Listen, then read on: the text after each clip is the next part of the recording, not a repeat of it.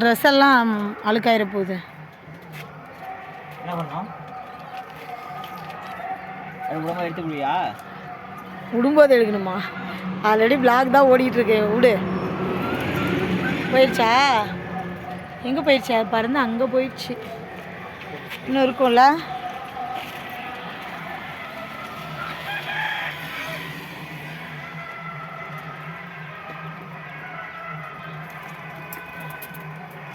ஏன் அது மறுபடியும் உள்ளே போகுது? அது வெளியில் போகலையாம்மா?